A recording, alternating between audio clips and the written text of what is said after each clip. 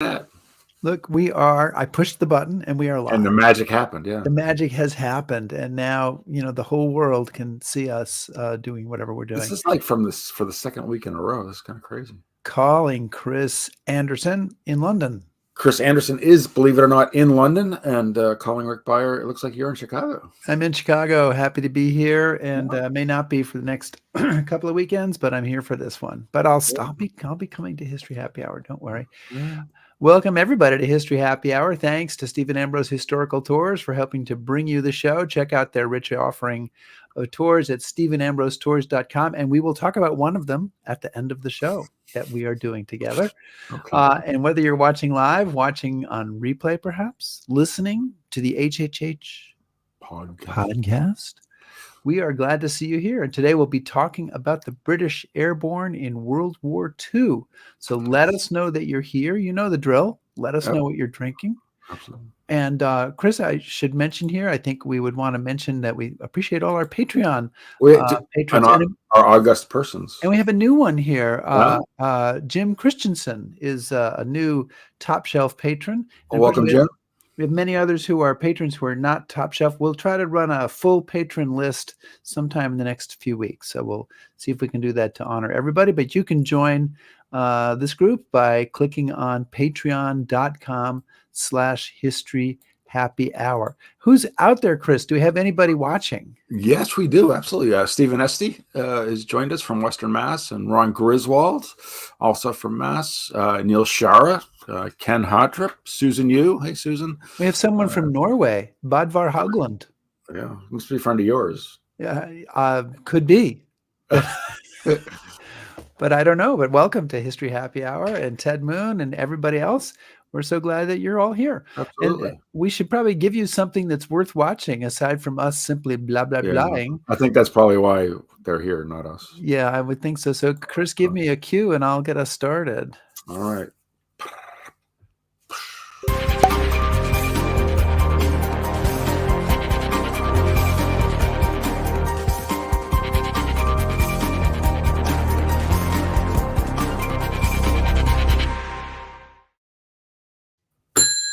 The bar is open. The bar is open. And what are you pouring today? Yeah, well, actually, I'm gonna have to read from my notes because it's a long intro. But you're not gonna say all 20 books that he's written, are you? No, because that could take a while. Okay, because we do have to ask a few questions too. Yeah, so we're really happy to have Saul David with us on the show again. Saul is a History Happy Hour alum, but more importantly, he's a prolific author and broadcaster here in the UK, who's very well known here in the UK. He's the author of Operation Thunderbolt, which was an Amazon History Book of the Year, and SBS, Silent Boat Warriors, which has been shortlisted for the Mountbatten Award and the Sunday Times Top 10 bestseller. And as I said before, most importantly, he's a History Happy Hour alumnus.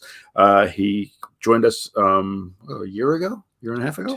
Two, I think, yeah. Yeah, to talk about his book, Crucible of Hell, The Last Great Battle of the Second World War, which is about the fight for Okinawa.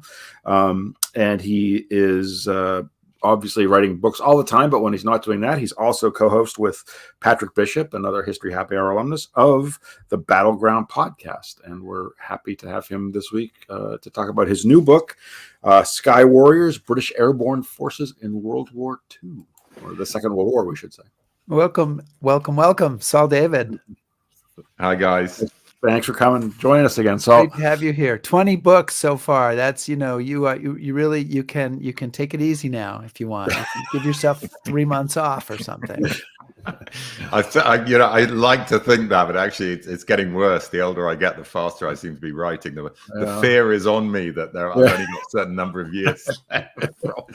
Do you have a number you're aiming for, Saul, or are you just going to say like? No, honestly, if going back to 1994 when I published my first one, and that was a long process. I'd started writing 3 years before that.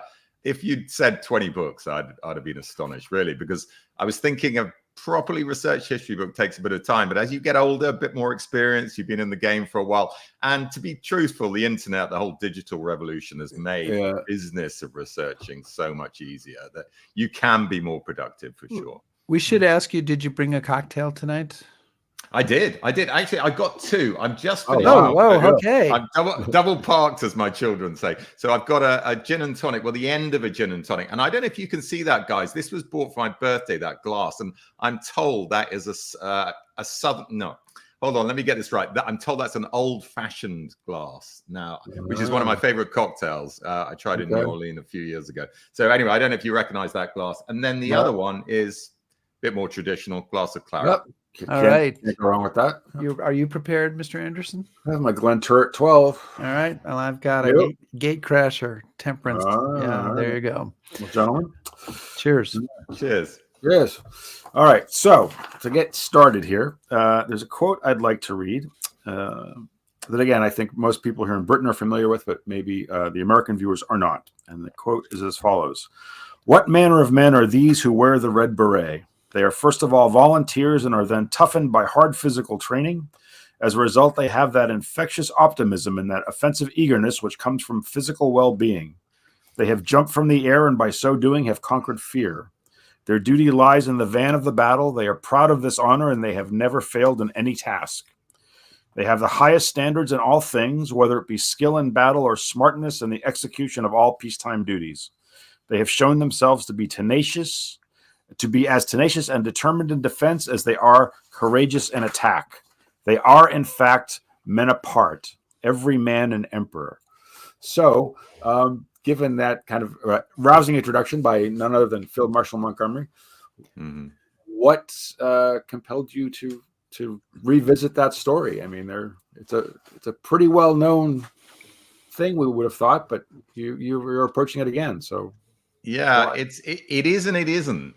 Bits of it are very well known. Arnhem, of course, is the most obvious one. Pegasus Bridge, a little bit. We've got the 80th anniversaries of both of those coming up this year, right. As you both know. But a lot of the other, certainly the early missions, the original one, Operation Colossus in Italy in 1941, Freshman in 1942, where they're trying to knock out the hard water in Norway, which was a mission that was later made into a famous film, and certainly in the UK and probably in the US too, The Heroes of Telemark, which was about the Norwegian SOE operatives who were sent in to carry out the same job successfully. So I'm giving you an indication that not all these early missions went well. They fought in North Africa. Really, as infantry, they did drop 3 times, but not very effectively. That was also, again, as I'm sure a lot of the viewers will know, that's also the time when the US Airborne went into action, certainly in the European theatre of operations. Right. A lot of other slightly less well known, and culminating, I think, in one of the most interesting and arguably the most successful. That was Eisenhower's description of it, and that's Operation Varsity, which took place in March 1945 as they're jumping the Rhine, and a lot of the errors of Arnhem were finally put straight. They learnt the lesson of Arnhem and Operation Varsity. Although it was costly, because airborne operations always are, it was tremendously successful. So they started, shakily, and ultimately, by the end of the Second World War, having gone through twists and turns and snakes and ladders, as we like to say, they finally worked out how to do it effectively. Yeah. So the British Airborne starts in June 1940, and I wonder if we can talk about the contributions of Winston Churchill to the Airborne, because he is pushing the idea very hard, not just at the beginning, but as we go along. There are points where Churchill kind of comes in, and when kind of high command politics might sink the Airborne, he's like, no, we shall fight from the air. I mean, he's really gung-ho on this, isn't he?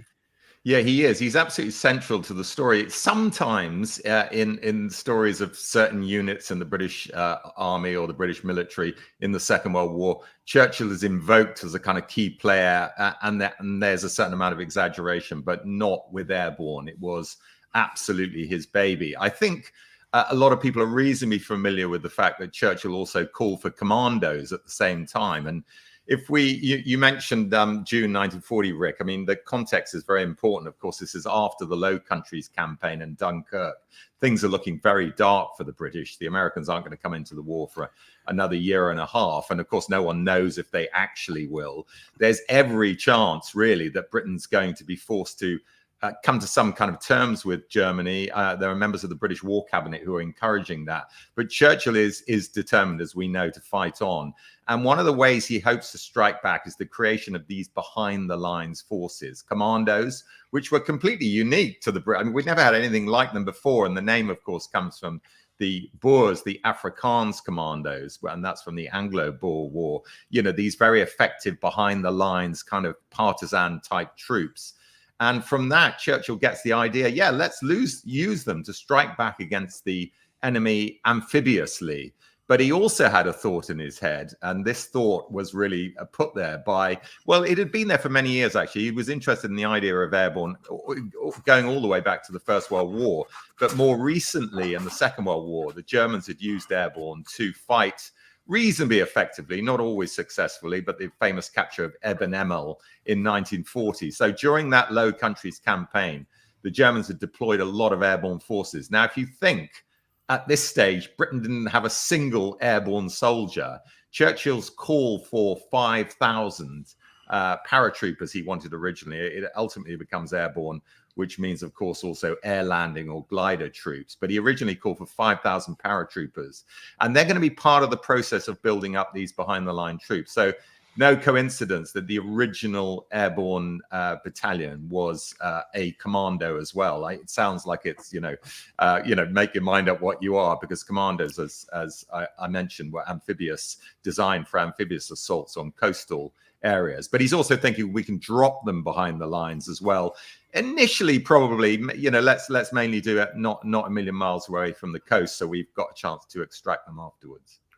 So that actually brings up an interesting point. So one of the things that I notice when I do my tours and I take people to the battlefields, and this is true of the American Airborne as well, that first of all, people just assume that paratroopers were always there, and you have to remind them that this is all being done for the very first time.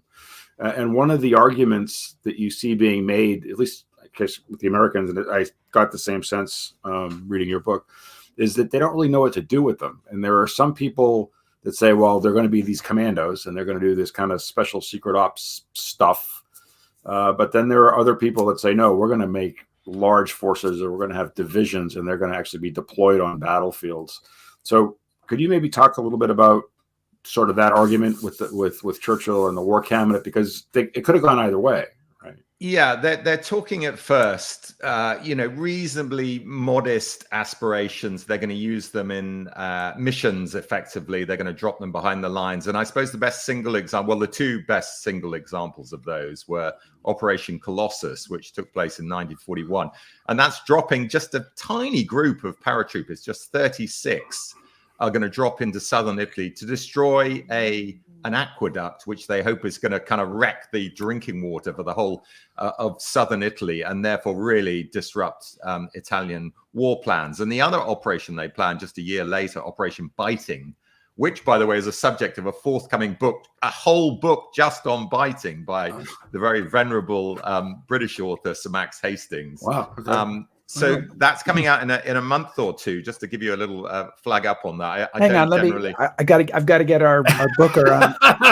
We need to get Max Hastings now. I don't generally encourage. Sir Max doesn't usually respond to our requests, but we'll try again. But also, it's the nice thing is, and believe it or not, I have the same publisher. So you might have thought someone would have said to me, "Hold on, Max is bringing out a book on airborne."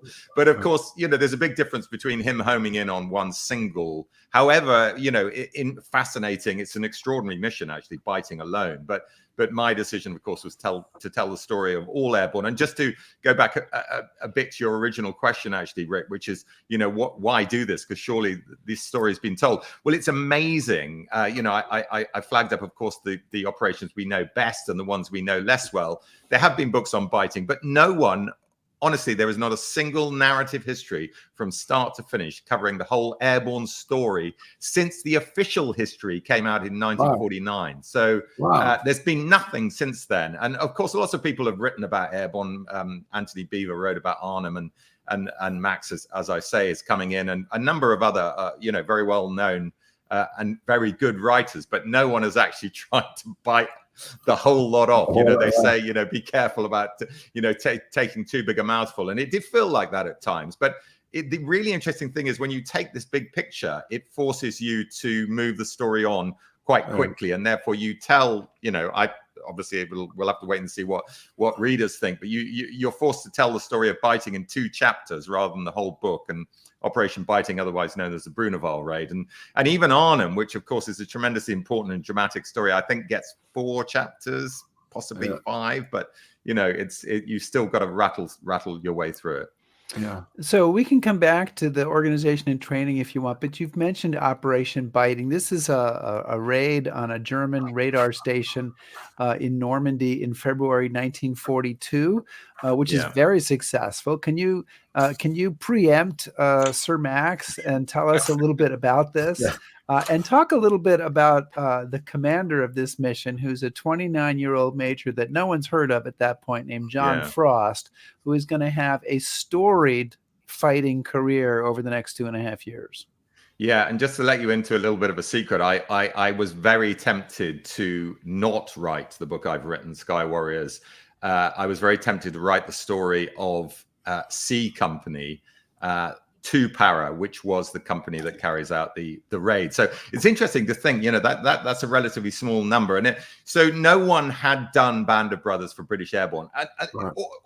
Astonishing too. I mean, if you think about it, why on earth wouldn't someone say, let's do the British version of Band of Brothers?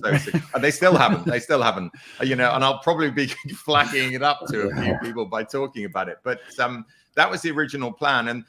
And the reason it works so beautifully, if you think of the narrative arc, is that it starts off with the first really successful airborne raid in 1942, and the story ends, at least as far as C Company 2 Para, at Arnhem with the most famous operation of all. And the guy who's also in the spine all the way through that story, he goes on, of course, to command 2 Para, or the 2nd Parachute Battalion, to give it its full name, is this wonderful character you've mentioned, or you've alluded to, Rick, and that is John Frost. I mean, John Frost, completely unknown. He was a regular in the Cameronians, which is a Scottish unit.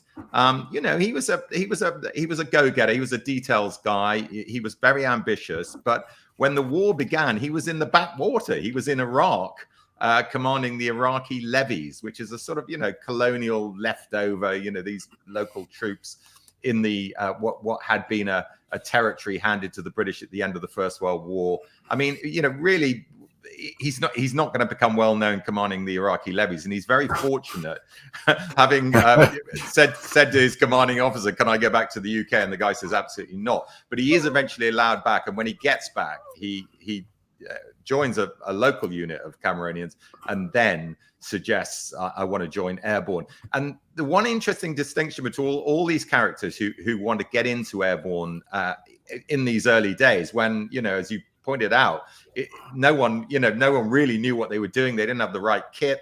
They certainly didn't understand the correct tactics. But I mean, look at that. Just that picture just sums it up, the early days. I mean, that is inside, I think, a Whitley bomber. Right. So they had no plane that was designed or even suitable to drop paratroopers from. The Americans, as we all know, eventually would bring the Dakota into use, which we used very effectively too. I think that's also called the Sky Train, isn't it? Is that the C-47 Sky Train? Yeah. But we used to call it the Dakota. But in any case, and that had a side door. But that picture you've just shown with the guys lying on the floor like that, the only way they could get out of that, because there was no door for them to jump from that could be opened in flight, they had to literally drop through a hole in the floor. So they removed the panel which had been cut there, and you dropped out of the hole. Incredibly inefficient way of getting men out of a plane. And that's what they used for the early parachute jumps, including Operation Biting, which was John Frost's first chance to prove himself in action. He's only really been a para for about 6 months at that time, but you can see the detail of his training, that here is a guy who, is not going to leave anything to chance. And all the successful British airborne operations, certainly at battalion level, and of course in this case as a company level, you see the commanding officer as a real details person. He's determined to go through over and over and over everyone's job, make sure everyone knows everyone else's job. Because, the one thing you can be absolutely certain of with airborne operations is nothing's going to go to plan. Yeah. So that's all. Could you talk a little bit about the origins of this, and maybe some of the other early personalities? Because obviously there's no manual that Frost can read that says this is how to do it, because nobody's done it, right? So where's the doctrine coming from? Where's the training coming from? How is that all kind of getting started? Yeah, they are making it up as they go along. They're developing the doctrine. There is this debate, which I think Rick alluded to a while ago, as to what actually is the role of the airborne. There are people, Churchill included, who are thinking, let's use them for these raids. You know, that seems to be the most sensible thing, not least because we don't have that many of them. And there are other people coming onto the scene, late 1942 in particular, but late 1941, early 1942. Who are beginning to say, now, hold on a second, the real big opportunity, if we're going to use behind the lines troops, is to use them strategically. That is to drop them in numbers so that they can actually take vital infrastructure in coordination with the ground assault. And of course, you know, the obvious examples of those are D-Day, Arnhem and Varsity. But you can see that it wasn't until 1943 they try it in Sicily. It doesn't go that well in Sicily, but it takes a good couple of years before they get enough numbers together. And the problem they've got all the way through is actually having enough planes to deliver these guys, because the Brits in particular, the RAF, were very jealous about not handing over their planes to be used for airborne. Airborne, interesting enough, in the UK, and I think it's the same in the US, was a British Army formation, and yet it had to be delivered by the RAF. So already you've got inter-service rivalry and a kind of a turf war over the use of resources. Yeah, it's interesting you say that, because I know that when the U.S. Airborne got started, Marshall actually goes to Hap Arnold and say, "Hey, do you want a part of this?" And Hap Arnold's like, "Yeah, no, we don't. We do bombers. We don't. This is no." And so it's sort of the same kind of argument. Before we get into other operations, which I would like to do prior to D-Day, and then I'm sure we'll get sucked into D-Day, but airborne also includes gliders. And in fact, the British Airborne starts off being 90% gliders, I think, and then eventually it's changed to 50% gliders and 50% parachutists. But what are the advantages and disadvantages of each? What's some of the maneuvering that's going on there as to whether it's going to be gliders or paratroopers or what's happening? Yeah, the glider situation, you're absolutely right. In the early days, so Churchill asked for 5,000 paratroopers. He doesn't get them. He gets about 500 to begin with, and and he's fobbed up with various reasons why they can't provide more. But as you mentioned, Rick, he is absolutely on the ball. And in early I think it's about spring 1941, he goes to a kind of demonstration, and they've got gliders there, but they've also got paratroopers. And probably at that stage, they're thinking, let's go, let's think about 50-50. And Churchill has a look at what's going on, and he's absolutely horrified that they don't have the kit they need, particularly planes, because gliders need planes just like paratroopers need planes. But here's the important thing. You can deliver more people with a glider than you can with if they're just paratroopers. So basically, you need more planes to deliver the same number of people if they're only paratroopers as opposed to gliders. So what does that logically tell you? Well, if we're struggling for planes, actually we need to go down the glider route. So that was really the thinking. The other great advantage of gliders is you can get an awful lot of people to a single location at the same time. So just think of, off the top of my head, you got roughly 30 in a glider, or the gliders that the British eventually developed, the Horsa glider, which was very effective bit of kit, actually. The original US glider was slightly smaller, the Waco. It didn't take quite as many people and wasn't quite as effective. But anyway, that's the basic principle. This is a Waco here. The Horse is a little bigger. We've seen that. Yeah. Anyway, and that was so that was used without moving the story too far ahead, that of course was used in Sicily. And the real tragedy of the Sicily massive glider operation there by the British, the whole of the 1st Air Landing Brigade. So British Airborne, I think it's the same with the US Airborne, would have 2 parachute brigades and 1 air landing brigade. And the air landing brigade was delivered entirely in Wacos, which were completely unfamiliar to the glider pilots. They'd never used them before. They've been using other gliders in the UK. So it was a completely mad operation in which they had no time really to get used to using these gliders. Anyway, the other point is you've got to be delivered by tugs.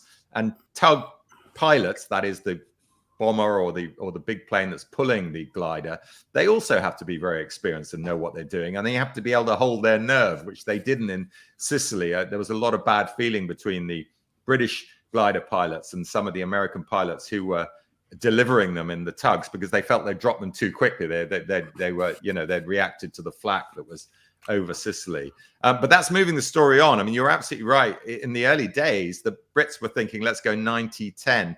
Now, that didn't survive very long for the very good reason that actually you need both arms. You need paratroopers and you need gliders. And here's another important point. Of the early operations, it was the paratroop operations that were successful. That's Bruneval, Operation Biting, also Operation Colossus the year before. I mentioned that attack on the attack on the aqueduct in southern Italy.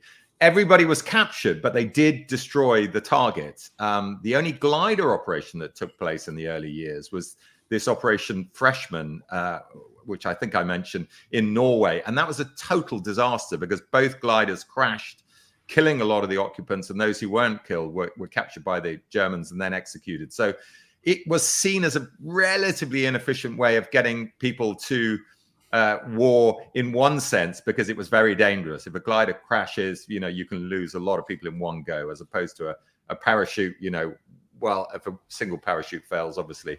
But the problem with parachutes is you tend to get spread all over the place, as I'm sure we'll come to that when we talk about D-Day. And a glider, if it's flown well and it gets to the right location, will get everyone there in one go, which is why after about 1942, 1943, gliders were generally perceived to be best used when you're trying to capture a static location like a bridge, because you can deliver a lot of people very close to the bridge in a single go. And the most famous example of that, of course, in British Airborne is Pegasus. Yeah. So I mean, obviously, we've kind of hinted about this. We've kind of nibbled around the edges, but safe to say, British Airborne has had some combat experience by the time the Americans are starting to create their own airborne forces. So they have a bit of experience behind them. And one of the questions that I've gotten before, and I know people have asked me, is what sort of influences does the British Airborne and their experience have on what's happening with the Americans? Because of course we're starting even later. I think we're starting like 1942.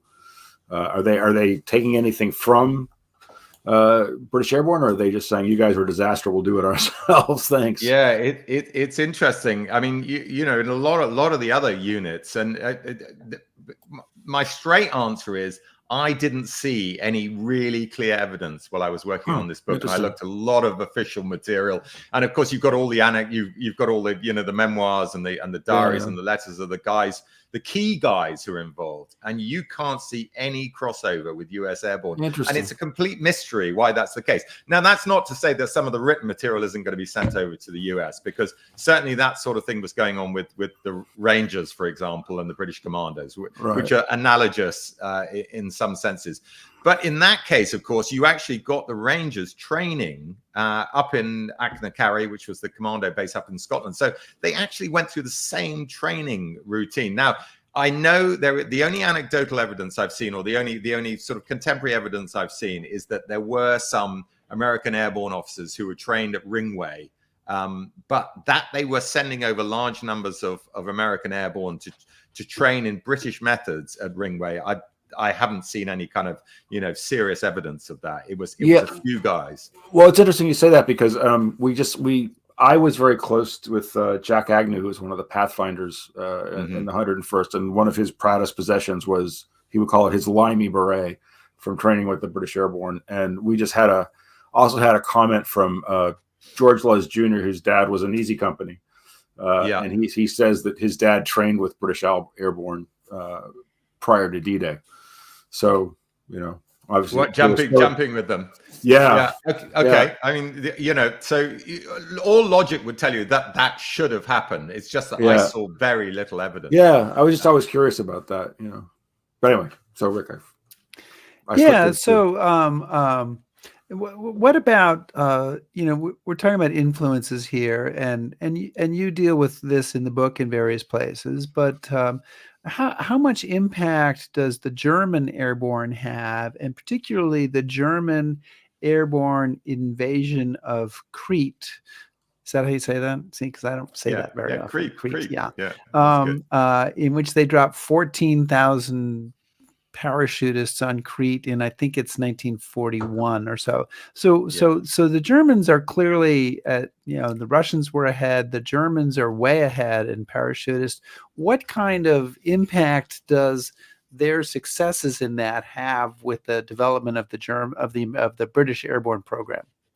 It has a very big impact. In fact, the timing of Crete is really important. So going back to June 1940, which I mentioned, there'd been these operations in the Low Countries, and Churchill is name checking them. He's talking about them and saying, look, they've got this capability. We need it too. We need that capability. We need to be able to strike back. He's to be truthful, he's looked at all the successful operations and hasn't looked at the unsuccessful ones. But even Crete, which was potentially a disaster, that the Germans pulled the chestnuts out of the fire, but nevertheless, something like 4,000 paratroopers are killed in that operation. I mean, it's horrific casualties they take. That's dead, not counting wounded, of course. If they hadn't taken Crete, and they took it really due to British incompetence as much as their own sort of fighting tenacity, it could have. It might have, really undercut the future development of British airborne, but it was perceived to be a success, of course, because they took the island. And you see that Churchill goes on another of his, his sort of fact-finding missions where he's had various airborne demonstrations, and he's talking about Crete at that time to senior people in the RAF, in the Ministry of Defense, or the war ministry, as we would have called it at the time. And he's saying, look, the Germans are able to do this with airborne. We need to get on with developing airborne. But it's not until the end of 1942 that we've really got the capacity to even put a brigade into action in a single group. And it's not until 1943 that a brigade will actually drop together. That's both by glider and also by parachute. So it does take a while, but certainly we're heavily influenced, partly through Churchill and partly because everyone else is keeping an eye on what's going on, by the Germans. But the perception of success is what really. And let me ask you, let me just follow that up with a question about something that's not in your book, which is, and maybe the answer you've just given us is the answer, but why did the Germans have this success? They drop a huge number of paratroopers on Crete. Yeah. They take the island, and then they never do it again. Well, Hitler says he's not going to do it again because the casualties are too high. That's the clue. That's the clue to the fact that the operation was successful in spite of the disaster that befell the paratroopers. And I think there was a kind of feeling that paratroopers, which of course is the case, are uniquely vulnerable, and of course they are. What you really need for the use of paratroopers and airborne more generally is pretty good supremacy in the air. You need it because they are going to be incredibly vulnerable. There are lots of different reasons. The planes can be shot down as they're getting even close. You've got these transports, gliders are very vulnerable. Even Varsity, where we do have, of course, air superiority by March 1945.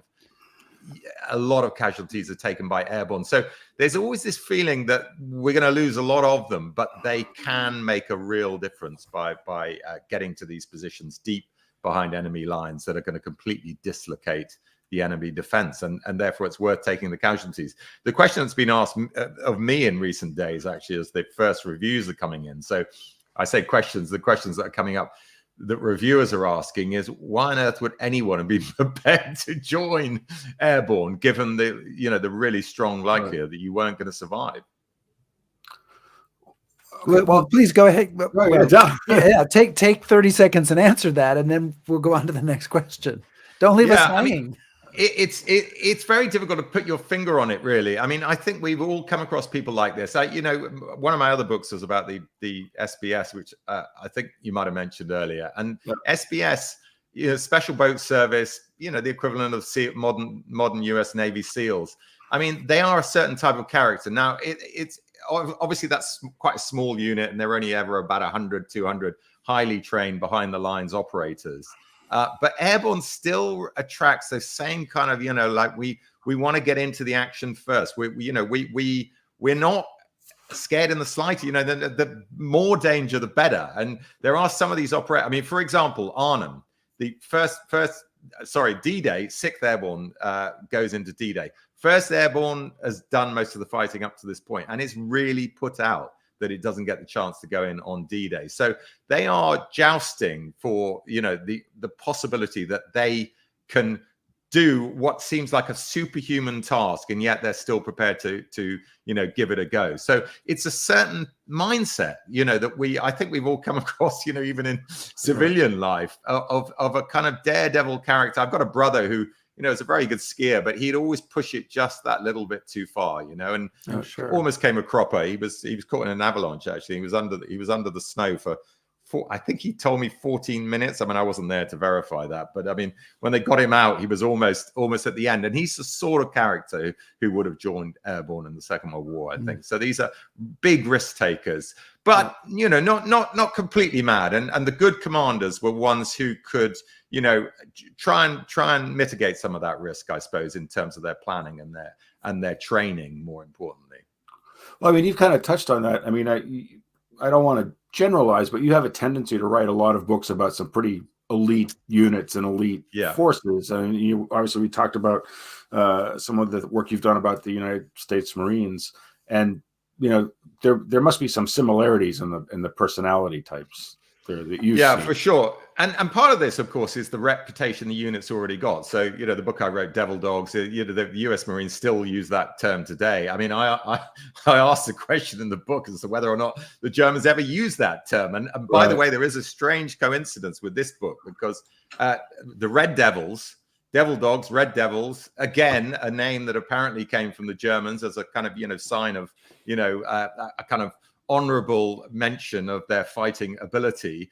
But there are no contemporary documents for Red Devils from the German side any more than there are from Devil Dogs. But the broader point here is that the unit's got a reputation for fighting ferocity that is going to attract a certain type of character to join it. And it's exactly this. It's a very good analogy. I mean, the US Marines, it's a big organization, but so was British Airborne by the end of the Second World War. Not as big as the Marines, but very, very tough training. And it does tend to attract the same type of recruit.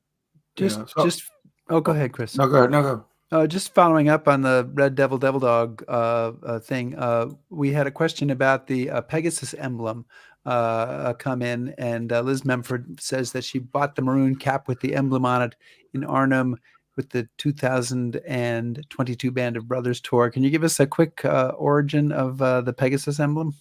Yeah, it's wonderful, isn't it? Bellerophon riding Pegasus. So, you know, this is a Greek myth. And of course, it's the winged warrior, basically. So he's riding the horse, Pegasus being the horse with wings, and this is a warrior sitting on top that. So if you look at the emblem for British Airborne, that's where it came from. Now, how did it come about? This is the really fascinating thing. I mean, one of the people we haven't mentioned, but who plays an absolutely key role in developing Airborne as a strategic force, as I mentioned before, you know, to use it to capture these locations and then link up with a ground attack and really change, you know, the course of an offensive, is a character called Boy Browning, or Frederick Browning, who was a British general. But interestingly, he's married to a very famous British author called Daphne du Maurier, who's sort of writes those wonderful kind of mystery books in the 1930s. And she was so famous, in fact, much more famous than her husband, or at least until the Second World War, that he was sometimes known as Mr. Browning, Mr. du Maurier, sorry. So I've got this chapter where I introduce Browning for the first time, and you know, that's what I've got as a kind of slightly sardonic title, Mr. du Maurier. But Boy Browning was the one who came up with the idea of using the Pegasus horse and the winged horse, and that's where the emblem came from. But the colors come from the racing colors of his wife. So that kind of claret and blue color. We've got a football team, by the way, a soccer team in the UK called Aston Villa, who are very similar colors to that. You're not buying that, I see. I'm not an Aston Villa fan. It's not Arsenal. He doesn't. Not Arsenal. So yeah. By the way, I don't know if you know this, but I'm also an Arsenal fan. Hey, well, so there you go. So then you should understand. Yeah. I do. But anyway, just as a point of reference, so those are the colors that were chosen. So that emblem, which and the cap, and when you see British Airborne, of course, it's also the red beret. They all comes from the same sort of derivation of the original emblem that was created by Browning, Frederick Boy Browning, who, by the way, of course, goes on to have his reputation destroyed at Arnhem because he's the corps commander, and he drops in with an enormous staff, and he takes up so many gliders that they reckon that they could have got a lot more troops to Arnhem if he hadn't used so many gliders to get his headquarters into the battlefield himself, and of course ultimately presides over what is not a successful operation. So Browning is not remembered that kindly by historians of British Airborne, and yet he does deserve some credit for sticking with and building up Airborne Force so that it could do the sort of jobs that it did in 1944 and 1945 more successfully. So I want to get to Arnhem because people ask a lot of questions about it, but there's that thing that happens before that we should probably the beach thing. Yeah.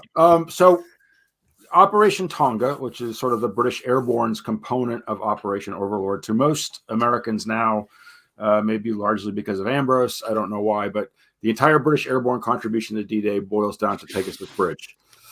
And obviously there's a lot more going on there. So maybe if you could just tell our viewers what is the mission other than Pegasus Bridge, and if you want to mention that, obviously bring it in, but it's a much bigger operation, right? Yeah. So Tonga is the whole of the 6th Airborne Division, and Pegasus Bridge is a single company. So right. We were talking before about the original successful Operation Biting, which was carried out by a company of the 2nd Parachute Battalion. Well, Pegasus Bridge is carried out by a single company of the Ox and Bucks Light Infantry, which is an air landing or glider-borne battalion. So it's a relatively small part of the operation. 6th Airborne Division goes in the night before D-Day, just like, of course, US Airborne goes in the same night, but with a different job. Now, if you look at the two jobs, they're quite clear. The British Airborne, is to defend the left side of the landing beaches. It's flank protection, basically, of the left side.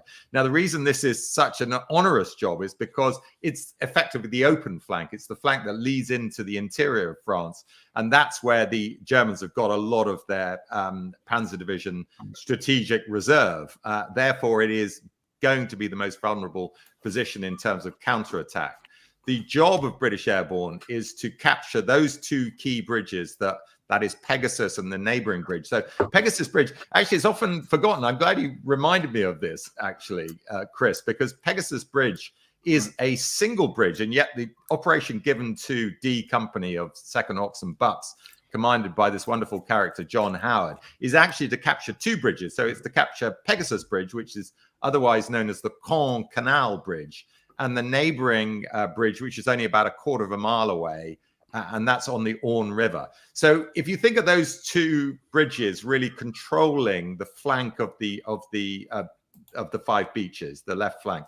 So that's Pegasus we're looking at there. And it's such a wonderful picture, that, because in the background, you can see the glider number 1, as it was known, with Major John Howard on board. He's the company commander, and the platoon that's directed to capture that bridge. It's just fantastic.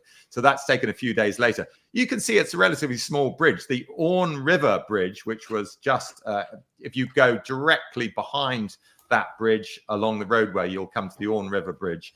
And that was a little bit longer. It was a slightly bigger bridge, but it was an easier one to capture because it wasn't as well defended as those two bridges. So those two bridges, I would still say, I mean, I know your point is it's a bigger operation. It's not just about those two bridges, but that was probably the single most important task, which is why the gliders go in first. They are the spearhead of the whole D-Day landings. They are going to land at about 12 on the 6th. In other words, they have to take off during the night of the 5th of June. And I think the first US paratroopers landed about 1 o'clock in the morning, and the Brits the same thing. So this is the spearhead of the invasion. But to finish off the point about what else is 6th Airborne Division doing, well, it's got another really important job, which is to knock out the so-called Maryville Battery. This is a battery of 4 big guns, coastal battery, which is going to command particularly Sword Beach, but also the neighboring beaches to that. And it is going to pose a real threat to the landing ships if it's not knocked out before they get there. So that's the second job given to 6th Airborne, and that's the job of the 9th Parachute Battalion. Another great story, another, single operation that's written, I've seen whole books just on the Maryville Battery.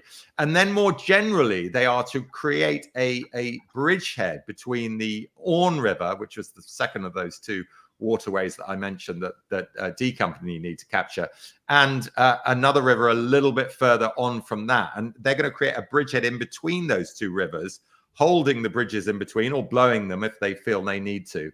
And that's going to be the protection. That's going to be the flank protection for the whole of the 5 D-Day landing beaches. Well, obviously, mainly the British and Canadian beaches, but the whole of the landing beaches, because as I say, that's where the main threat's going to come. So the last job is, once you've got that bridgehead, you've got to hold it against armored counterattack. That's their big fear. The panzers are going to get to the beaches, and it's going to be carnage. Yeah. I want to cut away from D-Day, and we can come back to it or go on to Market Garden. But I want to go back in time for 1 second to ask a question that a couple of people have asked, which is, were the British Airborne part of the Dieppe raid? And if they were, what happened? And I guess if they weren't, why not? Yeah, it's a great question. And the answer is they were in the original plan. So the plan changes, and I'm trying to remember what the original plan was. It's Operation Jubilee, and it's Operation something before. The name slips my mind, but it doesn't matter. The point is that the original plan was to use British Airborne, and they changed it at the last minute. And you remember I mentioned before a lot of competition amongst airborne soldiers as to what operations they were getting. When they heard they weren't going into D-Day, they were horrified. To Dieppe. Dieppe, sorry. When they heard they weren't going into Dieppe, they were horrified because, this is a chance for them to prove their worth, their mettle. 1942, summer of 1942, of course. Well, when it was a complete disaster, everyone was actually quite relieved that they hadn't gone in. But I think the feeling was that to drop airborne troops in a position that was relatively strongly held. I mean, what you see, of course, in D-Day, which is, a comparative type of operation, but 2 years later, they've learned the lessons of Dieppe, which is don't drop them near a port because it's too strongly defended. The anti-aircraft defenses will be too effective, and you're going to lose a lot of planes even before they land, and you're going to lose a lot of gliders and paratroopers in the air. So I think the feeling was it's going to be carnage for airborne troops because this is a strongly held, relatively strongly defended port, and therefore we're not going to use them. And that was definitely the right decision. And of course, what you get in D-Day is we're not going near a port. We're going for open beaches. Yeah. So I really hate to move on so quickly from D-Day, but I know obviously we want to cover some of the other operations, and of course the next big one is Operation Market Garden, and it's in terms for the British Airborne, it's the fight at Arnhem. So if you could talk a little bit about the mission's origins and whether you think kind of the outcome was baked into the cake, or where it, I guess, arguably goes off the rails. Yeah, it's at the end of a series of cancelled operations. I think something like 15 airborne operations from D-Day, Operation Tonga, and the American equivalents at D-Day. There hasn't been a single airborne operation, but they've planned a lot and they've cancelled a lot. So they develop another one right at the beginning of September. It's supposed to go in, I think, early stage of September, and that's also cancelled. But they keep elements of it and they refine them and they change them. So I think everybody knows the basic beats of what they were trying to do at Arnhem, which is you capture a series of waterways using 3 airborne divisions. That's both American and the 1st Airborne in this case. So it's interesting that both American airborne divisions, the same ones are used, but now we're substituting the 1st Airborne Division for what was used at D-Day, which was the 6th Airborne Division. And again, the British seem to have bitten off the what would you call it? The rough end of they've got the rough end of the deal, in the sense that they're capturing the furthest bridge away. So that it's 101st are going to capture the first series of crossings. Then the 82nd, sorry, and then 1st Airborne. And there's a feeling, well, if we can actually get a bridge over the lower Rhine River, this is a backdoor into Germany. So the strategy wasn't mad. The problem was the distance, 64 miles from where the ground troops are starting out to get to the main road bridge at Arnhem. All those moving parts have got to work successfully. So all the other bridges in between have to have been captured on time and be held against counterattack to allow a ground force, in this case the 30 British Corps armored tip. It's got the Guards armored division at the front, to allow it to get to Arnhem in 2 days. That's the plan. They've got to get there in 2 days. And if the 1st Airborne Division can hold Arnhem Bridge for 2 days, it's game over for the Germans, because we can get across the Rhine, and this is probably going to shorten the war by 6 months. And I don't think all of that was pie in the sky. I think if they'd achieved it, it would have succeeded. So the other question you asked is, was it doomed before the start? Well, a relatively recent book by British historian Anthony Beevor says just that. I don't agree with that, actually, having looked at the sequence of events, look at the way the story unfolded. I mean, extraordinary heroism on so many different moments by the airborne troops, which you always see, actually. What scuppers the plan in the end is the fact that the ground troops don't get across the Nijmegen Bridge quickly enough. You've got this extraordinary operation to eventually capture it, which was unbelievable heroism by the American paratroopers to get across and capture the other. So they cross, as is well known, in boats, and then take the far side of the bridge.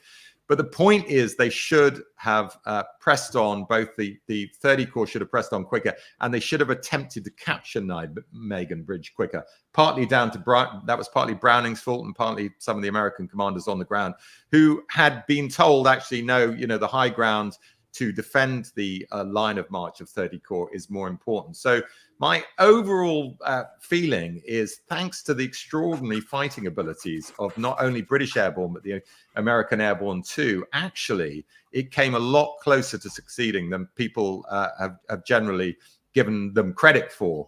Why don't we know this? Well, I mean, there is a terrible tendency, particularly in military history, for us to see the outcome and then work our way back and sort of, try and look for all the reasons why it didn't succeed. Actually, what we should be saying to ourselves is that came really close to succeeding. Now, I mentioned before, the British Airborne had 2 days. They were told to keep the bridge for 2 days. They kept it for almost 4.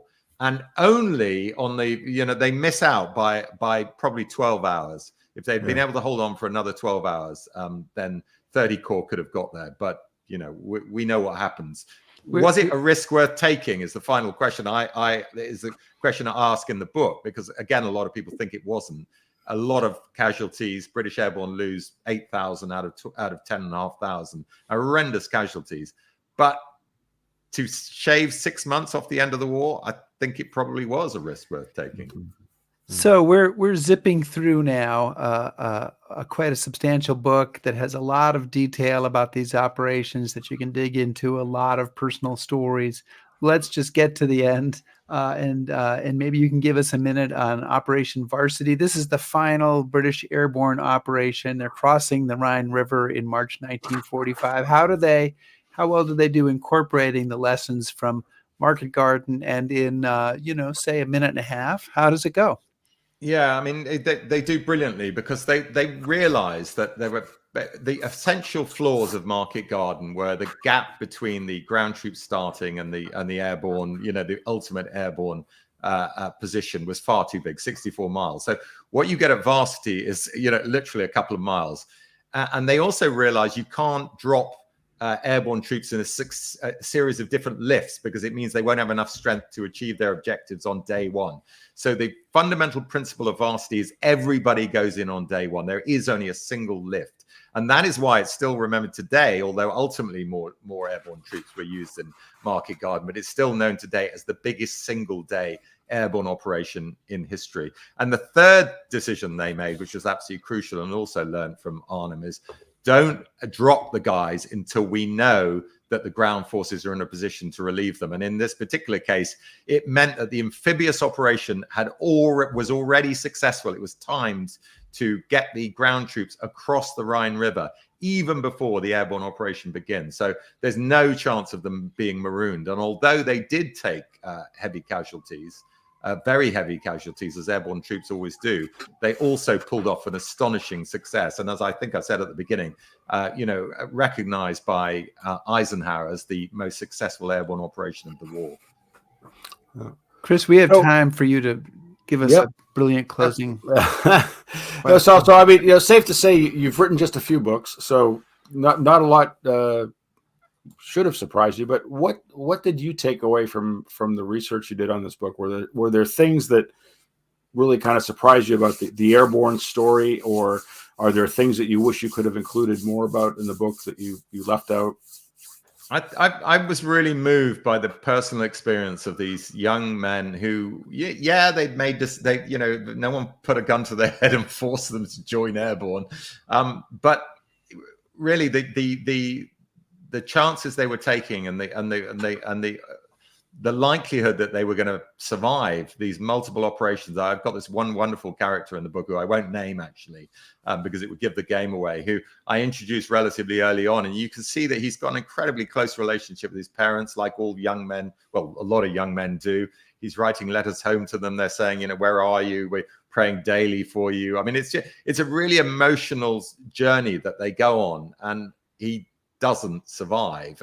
And when the end comes, even though I know it's coming, I've kind of read the outline of all the documents and letters and diaries, I know exactly what's coming. It's still incredibly moving. And so you have to remember, even though I've made comments like, it was still a risk worth taking, but that's the trouble with war. You can see this in the current Ukraine conflict. People die in war, and sometimes lives have to be expended. But so it's incredibly moving to think that they were prepared to take these sort of risks, but for the possible reward that some of these operations produce. And so, it's quite humbling, frankly, to realize that there are young men then and now who are still prepared, young men and women, of course, now still prepared to do that sort of thing.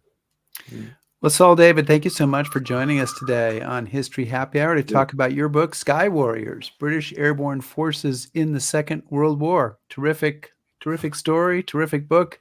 Lots of stuff that we didn't talk about. So you have to buy the book and read it and find out. Please check it out and find out. Saul, thank you so much for joining us. Cheers, guys. Thanks for having me on. All right. Thank you. Okay. Chris, I have to pull up here now. Let's see if I can do it. We want to talk about I want us to talk about our Lexington tour. And I'm not sure how I can bring this up. Okay. You just start talking about it, Rick. Yeah. So we is this on there you go. There you go. So it is now up on Stephen Ambrose Tours, and I'll put it in our chat here. I'll put the website up that you can check this tour out at. This is the 250th anniversary of the Battle of Lexington. It's next April, and you've got. So I have a year to plan to have it turn out differently. You do, and okay. Chris and I are both going to be there for this, and we're going to be bickering. Having calm discussions, rational discussions, nuanced, rational discussions about what's going on, and I think it's going to be a terrific trip. And now you can push that button. See, book this tour. Rick hasn't been BSing this whole time. It is actually going to happen. Yeah, and the whole itinerary is up there, and we're gonna. I'm sure there'll be some changes to it, but we're gonna be at the 250th anniversary of the Battle of Lexington. They're gonna find a spot or spots, who knows? But we've made that arrangement. We are gonna be visiting Boston. We're gonna be visiting Concord, the Battle Road, Cambridge, Salem. Really taking you all through it. And what else, Chris? Well, obviously we're gonna talk about how things turned out and how things may have turned out in an alternative universe. And you're going to get a really close look at this really important event. And you'll kind of get inside access to things because Rick and I have spent a lot of time tromping around there. So you're going to get to see things you don't normally get to see. I'll finally get to have a decent bowl of chowder. So it's all good. Excuse So- me. So that's so check that out and come join us. And I'm sure that's going to fill up. So don't be too dilatory on that.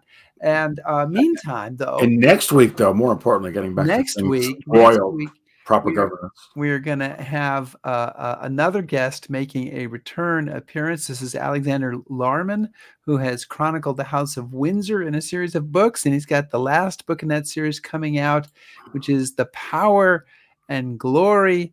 It's about Queen Elizabeth II. God rest Chris, her I'm sure you will be standing at soul. I attention will be. through the entire I will. interview, showing your loyalty to Her Majesty. But he's been a terrific guest. He's written some very interesting books, and you should come on and check this out next week. Yes, you should. Yeah. Right. Please subscribe to us on YouTube, follow us on Facebook, shout at us on Twitter, listen to our podcast, back us on Patreon, and browse historyhappyhour.com. Thanks, everybody. Be safe.